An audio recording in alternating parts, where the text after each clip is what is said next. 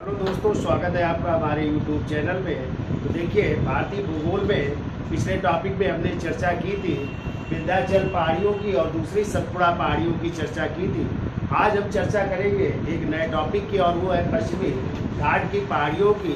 और पश्चिमी घाट को जो है एक और नाम से जाना जाता है, और वो है सह्याद्री के नाम से। किस नाम से जाना जाता है और सह्याद्री नाम भी क्यों पड़ा, तो आप लोग जान लीजिए। देखिए, हमने आपको बताया था कि जो है विंध्य पर्वत श्रेणी थी, और विंध्य पर्वत श्रेणी के बाद एक नदी बहती थी, और उस नदी का नाम क्या था? नर्मदा नदी।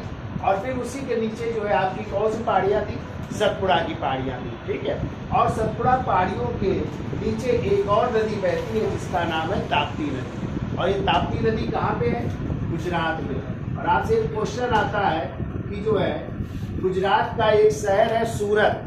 सूरत किस नदी के किनारे स्थित है? ताप्ती नदी के किनारे। और आप लोगों ने पढ़ा था इतिहास में कि 1907 में जो कांग्रेस का अधिवेशन हुआ था वो कहाँ पे हुआ था? सूरत में ही हुआ था।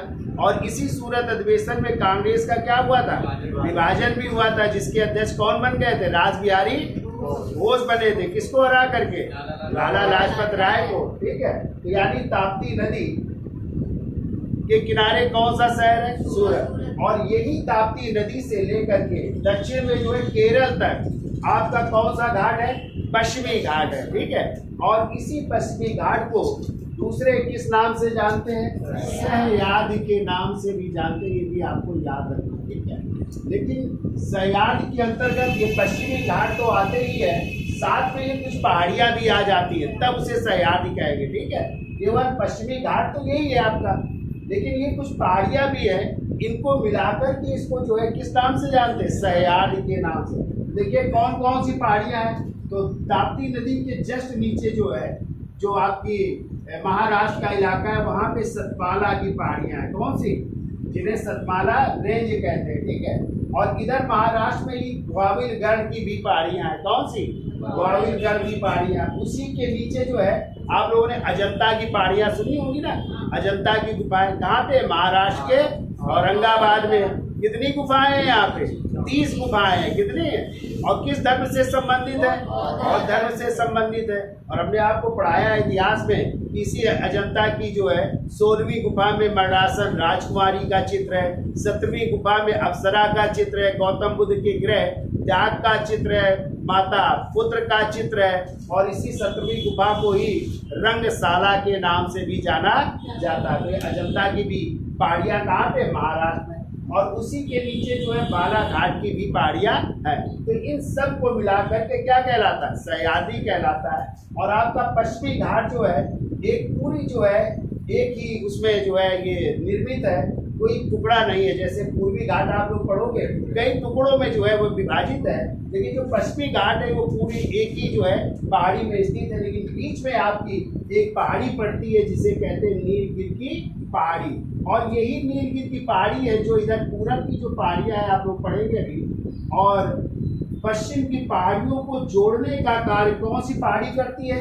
नीलगिरी की पहाड़ी करती है, ठीक है। तो कभी क्वेश्चन आ जाए कि पूर्वी घाट और पश्चिमी घाट को मिलाने वाली कौन सी पहाड़ी है, तो आप लोग क्या बताएंगे? नीलगिरी की पहाड़ी है, ठीक है। जो पश्चिमी घाट और पूर्वी घाट को गांठ के रूप में जोड़ती है, ठीक है। वो क्या हो जाएगी? नीलगिरी की पहाड़ियां।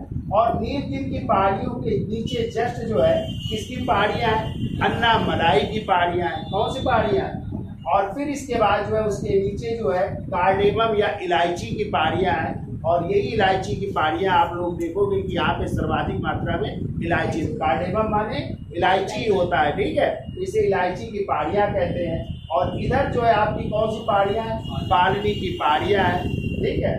तो ये आपकी पहाड़ियां हैं किस घाट की? पश्चिमी घाट की। अब क्वेश्चन आता है कि इस पश्चिमी घाट को जो सह्याद्री के नाम से जाना जाता है, तो इसको भी दो भागों में बांटा गया। उत्तरी सह्याद्री किसे और दक्षिणी सह्याद्री में बांटा गया।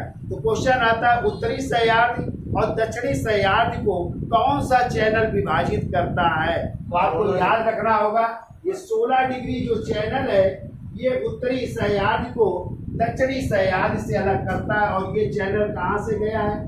गोवा से। कहाँ से? हाँ, तो गोवा से गया है। तो इसी 16 डिग्री चैनल के उत्तर का भाग कहलाएगा उत्तरी सह्याद्री क्या कहलाएगा? उत्तरी सह्याद्री कहलाएगा। और 16 डिग्री नीचे का भाग जो है क्या कहलाएगा? दक्षिणी सह्याद्री कहलाएगा। क्या कहलाएगा? दक्षिणी सह्याद्री कहलाएगा।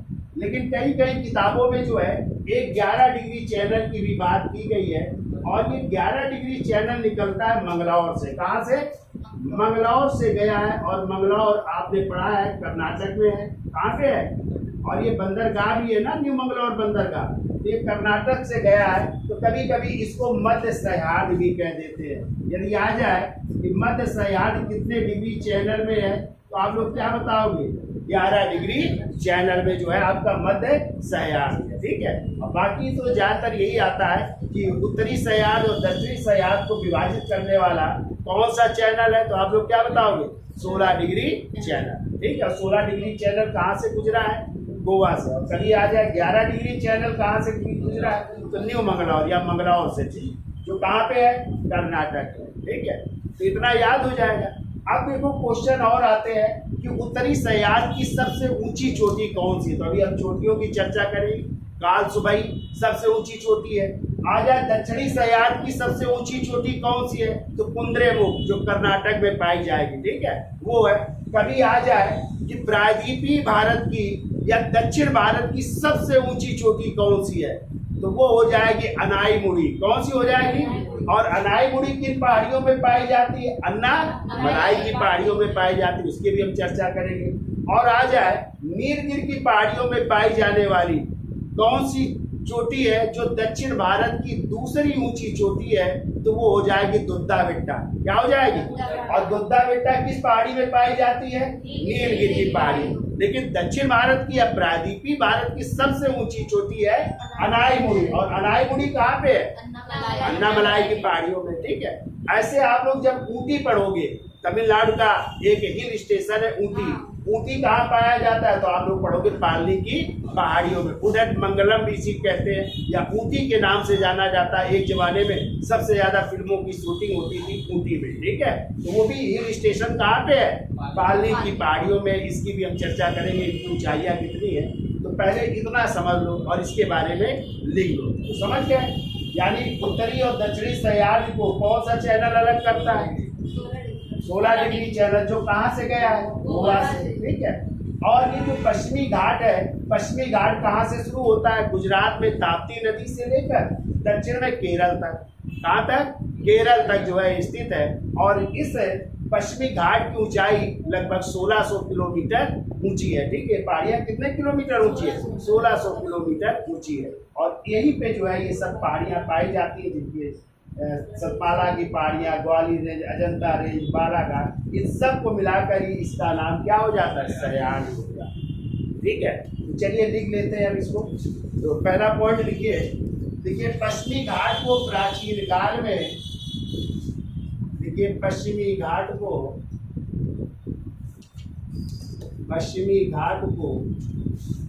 प्राचीन काल में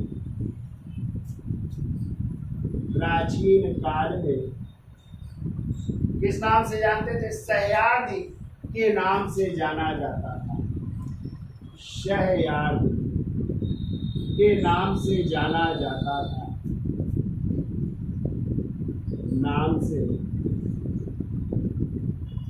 जाना जाता था। अगला पॉइंट लिखिए, विस्तार लिखिए। पश्चिमी घाट का विस्तार कहाँ से कहाँ तक है? तो विस्तार लिखो, ताप्ती नदी गुजरात से, ताप्ती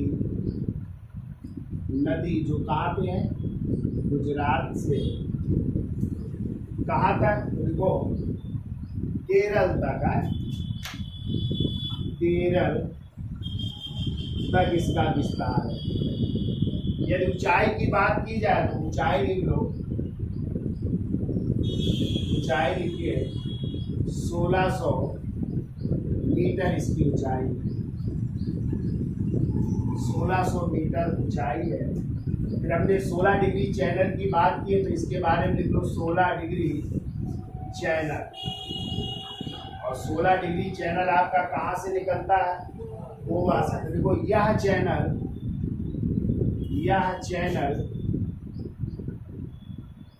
गोवा से निकलता है, गोवा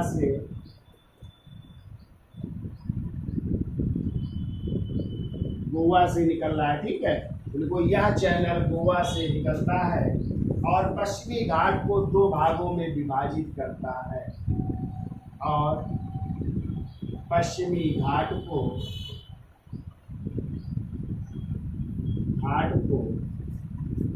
दो भागों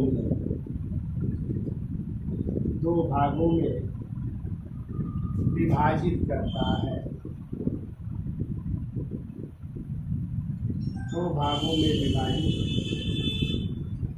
करता है। कौन कौन से दो भाग है? पहला रिपोर्ट उत्तरी सह्याद्री और दूसरा है दक्षिणी सह्याद्री।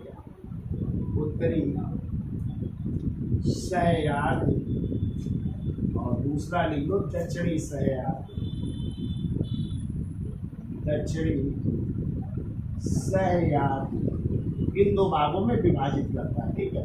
तो 11 डिग्री चैनल को भी लिख लो, कभी आ जाए मध्य सह्याद्री का भाग कौन सा है, तो 11 डिग्री चैनल को लिख लो। 11 डिग्री चैनल है, और 11 डिग्री चैनल कहाँ से निकलता है, तो लिख लो यह चैनल मंगलौर या न्यू मंगलौर, कुछ भी लिख लो, न्यू मंगलौर, और ये कहाँ पड़ेगा? कर्नाटक है। कर्नाटक से निकलता है, कर्नाटक से निकलता है, और इस क्षेत्र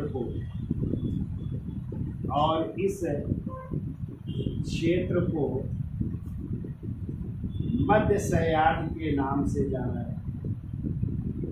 मध्य सह्याद्री के नाम से जाना जाता है,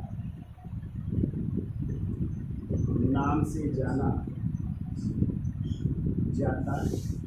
यहाँ तक समझ में आ गया, ठीक है। तो ये आपका हो गया पश्चिमी घाट, ये हो गया 16 डिग्री चैनल, ये हो गया 11 डिग्री चैनल, ठीक है। और ये नीलगिरी की पहाड़ियाँ हैं, और इसी नीलगिरी की पहाड़ियों को पूर्वी घाट और पश्चिमी घाट का मिलन बिंदु कहा जाता है या गाढ़ कहा जाता है। दोनों घाट यहीं पर आकर के मिलते हैं, दोनों पहाड़ियाँ यहीं पे आकर के मिलती है। और इसके नीचे भी अन्नामलाई। अब इसकी ऊंची चोटी कौन कौन सी है उनकी चर्चा कर लेते हैं। तो पहले इसका स्क्रीनशॉट ले लो, फिर आगे चर्चा कर लेते हैं। तो देखिए पश्चिमी घाट को दो भागों में, या पश्चिमी घाट को ही क्या कहते हैं? सह्याद्री कहते हैं। और सह्याद्री को हमने आपको बताया था दो भागों में बांटा गया है। और वो कौन सा चैनल है जो दो भागों में बांटता है? 16 डिग्री चैनल। एक उत्तरी सह्याद्री और दूसरा है दक्षिणी सह्याद्री। अब आ जाए उत्तरी सह्याद्री की सबसे ऊंची चोटी कौन सी है? तो आपको याद रखना उत्तरी सह्याद्री की सबसे ऊंची चोटी है काल सुबई, ठीक है, जो कहाँ पे? महाराष्ट्र में। और इसकी ऊंचाई कितनी है? 1646 मीटर है, ठीक है। तो 1646 मीटर काल सुबई की ऊंचाई जो उत्तरी सह्याद्री की सबसे ऊंची चोटी है। अब देखिए उत्तरी सह्याद्री में ही महाराष्ट्र में एक महाबलेश्वर पड़ता है स्थान, और इसी महाबलेश्वर से एक नदी निकलती है, और उसी नदी का नाम है कौन सी नदी? कृष्णा नदी। कभी जब नदी आप लोग पढ़ेंगे तो वहाँ पे चर्चा करेंगे कि कृष्णा नदी का उद्गम स्थल क्या है, तो आप लोग क्या बताएंगे? महाबलेश्वर है, जो कहाँ पे है? महाराष्ट्र में। तो ये महाबलेश्वर की भी चोटी कहाँ पे है? महाराष्ट्र में है, ठीक है। फिर आ जाते हैं ये कर्नाटक में जो है, और कर्नाटक में ही ये बाबा बुदन की पहाड़ियाँ हैं, ठीक है। कौन सी? बाबा बुदन की पहाड़ियाँ जो कर्नाटक में है, और ये लौह अयस्क के लिए प्रसिद्ध है। किसके लिए? यानी यहाँ पे आयरन प्राप्त होता है, लौह अयस्क निकाला जाता है। तो बहुत पूछा जाता है बाबा बुदन की पहाड़ियाँ कहाँ पे है, तो क्या बताएंगे आप लोग? कर्नाटक में। और चिकमंगलूर एक स्थान पड़ता है, ठीक है। ये लौह अयस्क का क्षेत्र है, यहाँ पे लोहा निकाला जाता है। और इसी बाबा बुदन की पहाड़ियों पर ही दो चोटी है। एक चोटी का नाम है कुंद्रेमुख, और इस कुंद्रेमुख की ऊंचाई कितनी है? 1892 मीटर है, जो कर्नाटक में। और दूसरी चोटी है, इसे ब्रह्मगिरी या इसी को पुष्पगिरी या इसी को मुलियानगिरी चोटी भी कहते हैं। और ये भी कहाँ पे? कर्नाटक में। या तो ब्रह्मगिरी मिलेगा, या पुष्पगिरी, या मुलियानगिरी भी कह सकते हैं, ठीक है। और इसी जो है ब्रह्मगिरी चोटी से एक और नदी निकलती है, और वही दक्षिण भारत की है कावेरी नदी। और कावेरी नदी को ही दक्षिण की गंगा कहते हैं। क्या कहते हैं? हाँ, दक्षिण की पवित्र गंगा। क्वेश्चन आता है किसे कहा जाता है, तो कावेरी नदी को, जो कहाँ से निकलती है, ब्रह्मगिरी या पुष्पगिरी से निकलती है। ठीक है। और इसी 16 डिग्री चैनल जो आपका कहाँ से निकला है, गोवा से। और यहीं पर जो है एक अनुसंधान बनाया गया है और वो है राष्ट्रीय मेघ अनुसंधान। यदि आ जाए राष्ट्रीय मेघ अनुसंधान कहाँ स्थित है, गोवा में स्थित है। और गोवा कितने डिग्री चैनल में, 16 डिग्री चैनल में। ठीक है। और यही 16 डिग्री चैनल किस उत्तरी सह्याद्री को दक्षिणी सह्याद्री से भी अलग करता है। अब देखिए इसके बाद जो है क्वेश्चन आता है कि नीलगिरी की पहाड़ी, जिसको पूर्वी और पश्चिमी घाट का केंद्र बिंदु या मिलन बिंदु कहा जाता है, तो नीलगिरी की पहाड़ी में कौन सी ऊंची चोटी है जो प्रायद्वीपीय भारत की या दक्षिण भारत की दूसरी सबसे ऊंची चोटी है। और वो दूसरी सबसे ऊंची चोटी कौन सी है, दुद्धा बेट्टा है, जिसकी ऊंचाई कितनी है, 2637 मीटर है। कितनी है, 2637 मीटर है। और यदि आ जाए ये जो नीलगिरी की पहाड़ियां हैं, ठीक है, ये किन किन राज्यों में फैली है, तो 3 राज्यों में। कहाँ कहाँ, कर्नाटक में, केरल में और तमिलनाडु। इन तीनों राज्यों में फैली हुई है कौन सी पहाड़ियाँ, नीलगिरी की पहाड़ियाँ। ठीक है। फिर उसी के नीचे जो है अन्नामलाई की पहाड़ियाँ हैं। और इस अन्नामलाई की पहाड़ियों में 2 चोटियाँ पाई जाती है। और अन्नामलाई की पहाड़ी तमिलनाडु में पड़ती है। कहाँ पे, हाँ, केरल और तमिलनाडु का इलाका है, वहाँ पे पड़ती है। और इसी में जो है यदि आ जाए प्रायद्वीपीय भारत की या दक्षिण भारत की सबसे ऊंची चोटी कौन सी है, तो आप लोग क्या बनाएंगे, अनाईमुड़ी। क्या है, अनाईमुड़ी, और जिसकी ऊंचाई है 2695 मीटर।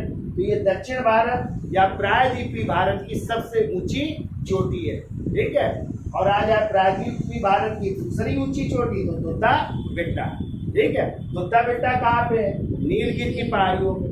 और जबकि अनाईमुड़ी कहाँ पे है, किसमें, अन्नामलाई की पहाड़ियों। इसी में एक और पर्यटक स्थल पाया जाता है, हिल स्टेशन पाया जाता है। कहाँ पे, अन्नामलाई की पहाड़ियों में। और उस पर्यटक स्थल का या हिल स्टेशन का नाम है उडगमंडलम, जिसे हम लोग ऊटी कहते हैं। क्या कहते हैं, ऊटी। तो ये भी बढ़िया पर्यटक स्थल है, घूमने वाला स्थल है, हिल स्टेशन है, लोग घूमने जाते हैं। ठीक है। और यहाँ पे पहले फिल्मों की शूटिंग भी हुआ करती थी, तो ये भी आपको याद रखना है। तो कौन कौन सी 2 चोटियाँ अन्नामलाई की पहाड़ियों में, एक तो अनाईमुड़ी और दूसरी ऊटी, याद हो जाएंगे।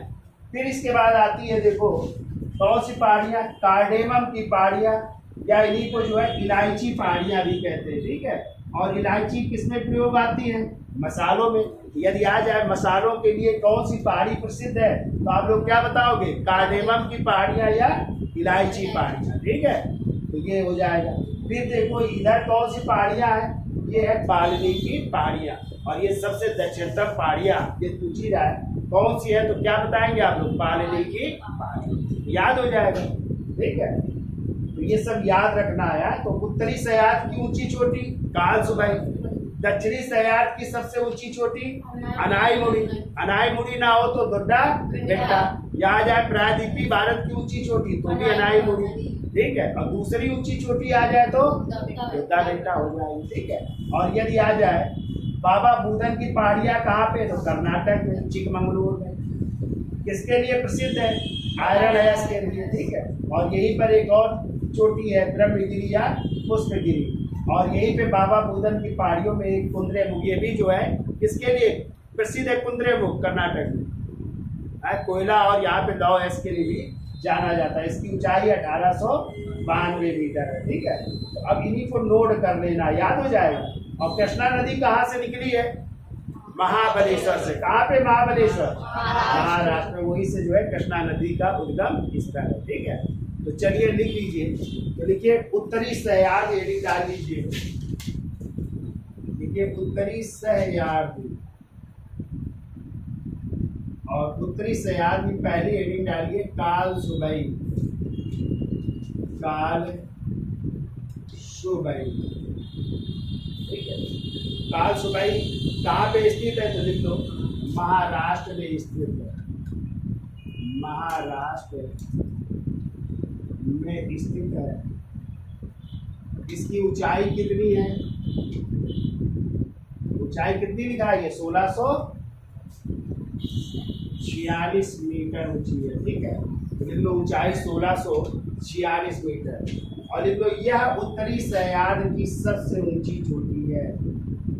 यह उत्तरी सह्याद्री की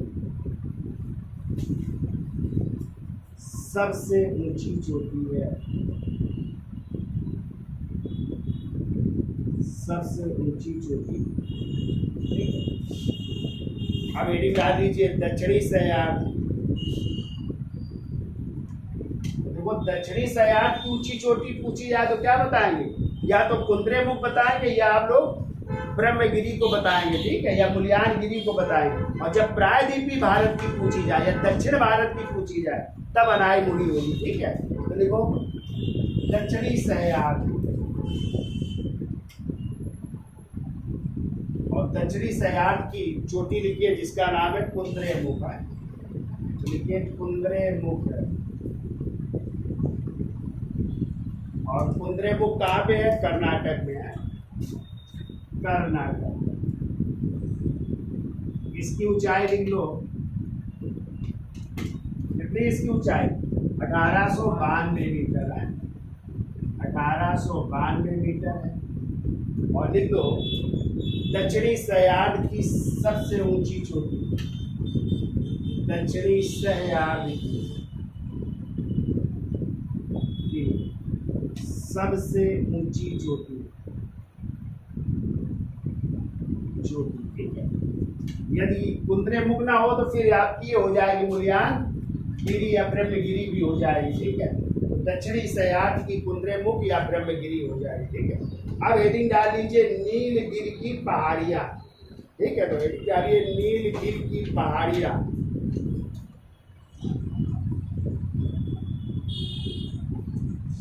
तो देखिए चलो इसको बिगाड़ देते फिर डालते हैं पहाड़ियाँ। तो विस्तार लिख लो। तो 3 राज्यों में है ना, कहाँ कहाँ है, कर्नाटक, केरल और तमिलनाडु। तो लिख लो कर्नाटक,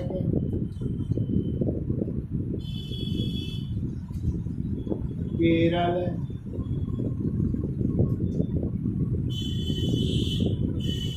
तमिलनाडु, इन 3 राज्यों में विस्तार है, ठीक है।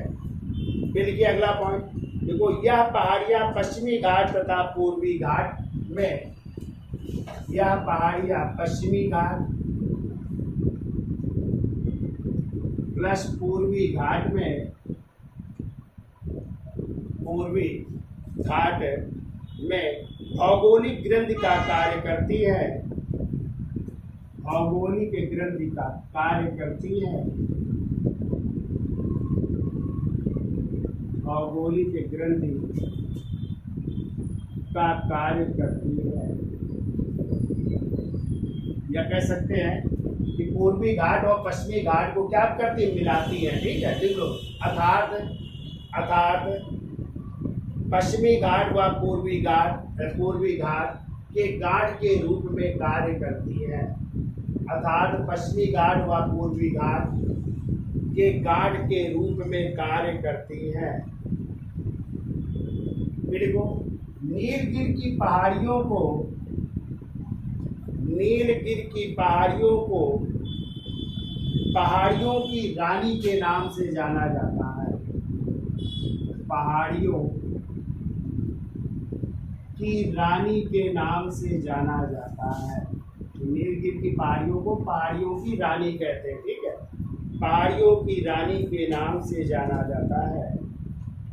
अगला पॉइंट को देखो, नीलगिरी की पहाड़ियों को आपको पता है सबसे पहला जैव मंडल आरक्षित क्षेत्र किसे घोषित किया गया था, नीलगिरी की पहाड़ियों को ही घोषित किया गया था 1986 में। तो लिख लो नीलगिरी की पहाड़ियों को 1986 में भारत का पहला जैव मंडल आरक्षित क्षेत्र या बायोस्फीयर रिजर्व, जैव मंडल आरक्षित क्षेत्र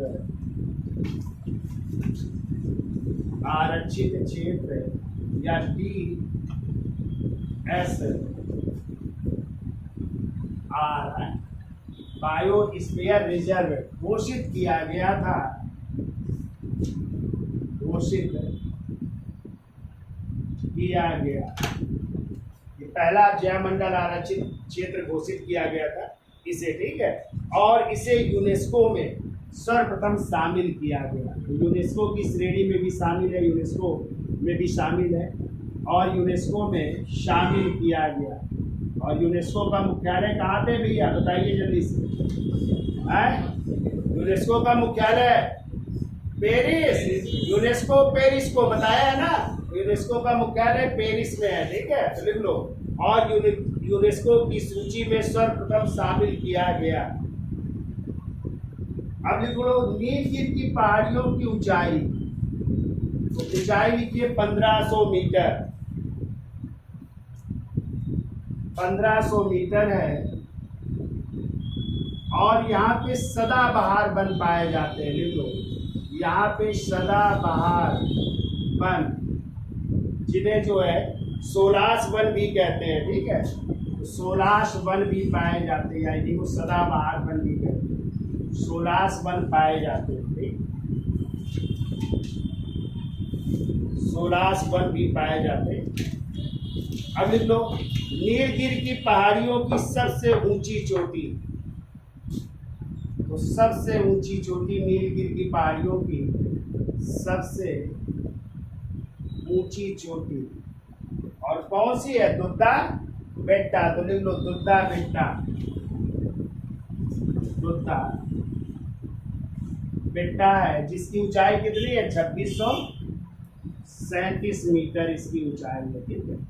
तो ये नीलगिरी की सबसे ऊंची चोटी है या प्रायद्वीपीय भारत की दूसरी सबसे ऊंची चोटी, ठीक है। तो लिख लो नीलगिरी की सबसे ऊंची चोटी और लिख लो प्रायद्वीपीय भारत की, तो भी आ सकता है प्रायद्वीपीय भारत की दूसरी ऊंची चोटी, दूसरी ऊंची चोटी, तो भी यही हो जाएगी दुद्धा बेट्टा, दुद्धा बेट्टा ही हो जाएगी, ठीक है।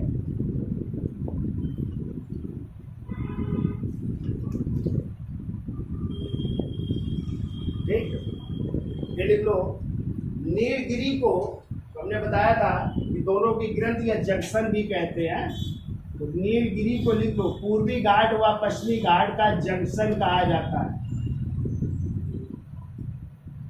जंक्शन कहा जाता है, यानी दोनों मिलती है यहाँ पे है। पूर्वी घाट व पश्चिमी घाट को का जंक्शन नीलगिरी की पहाड़ियों को कहा जाता है। अब लिखिए अन्नामलाई पहाड़ी की सबसे ऊंची चोटी, अन्नामलाई की पहाड़ी है, डाल लीजिएगा अन्नामलाई पहाड़ी, तो लिख लो सबसे ऊंची चोटी, चोटी या कह सकते हैं प्रायद्वीपीय भारत की सबसे ऊंची चोटी, प्रायद्वीपीय भारत की सबसे ऊंची चोटी।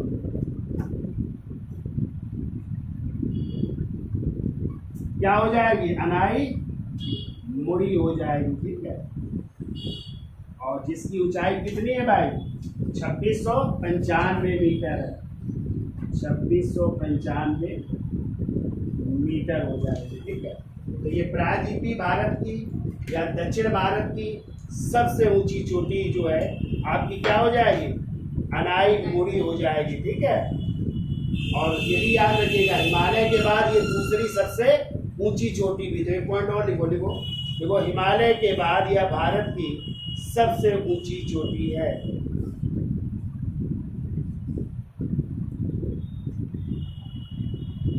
और इनका विस्तार कहाँ पे है, तो लिख लो विस्तार, हिमालय के बाद लिख लो भारत की सबसे ऊंची चोटी है, ठीक है। विस्तार लिख लो केरल से तमिलनाडु तक, केरल से तमिलनाडु तक इसका विस्तार है, केरल से तमिलनाडु तक इसका विस्तार है, ठीक है। अब अगली लिख लो इलायची पहाड़ियाँ। इलायची पहाड़ियाँ, देखिए इलायची पहाड़ियाँ जिसे कार्डेमम की पहाड़ियाँ भी कहते हैं, इनका भी विस्तार लिख लो, केरल से लेकर के तमिलनाडु तक इनका विस्तार है, केरल से तमिलनाडु। अच्छा, अन्नामलाई में एक और ये स्टेशन रह गया है, कौन सा? उडगमंडलम है, लिख लेना एक पॉइंट वहाँ पे कि अन्नामलाई का स्वास्थ्य वर्धक स्थल उडगमंडलम या ऊटी है, लिख लो एक पॉइंट। देखो अन्नामलाई का स्वास्थ्य वर्धक स्थल अनाईमुड़ी सॉरी ऊटी या उडगमंडलम है, उडगमंडलम या ऊटी है, ये भी याद रखिएगा। तो इलायची पहाड़ियाँ कहाँ पे? केरल और तमिलनाडु में है, ठीक है। तो यहाँ पे क्या पाए जाते हैं? मसालों के लिए प्रसिद्ध। और आ जाए दक्षिणतम पहाड़ियाँ कौन सी है? तो वो हो जाएंगी पाणिनी की पहाड़ियाँ, ठीक है। तो सुना गए क्या? तो आज के लिए इतना रखते हैं, हम जुड़वा देंगे, तुम लोगों को दिखा देंगे डिटेल में, ठीक है। तो ये समझ में आ गया क्यों भाई? तो इसका स्क्रीनशॉट ले लो और इसको याद कर लेना है। दक्षिणतम हो जाएंगी पाणिनी की पहाड़ियाँ, अन्नामलाई की ऊंची चोटी या प्रायद्वीपीय भारत की ऊंची चोटी, अनाईमुड़ी नीलगिरी की डोडा बेट्टा ये दूसरी ऊंची चोटी है, ठीक है। तो स्क्रीनशॉट ले लो, आज के लिए इतना ही रखते हैं।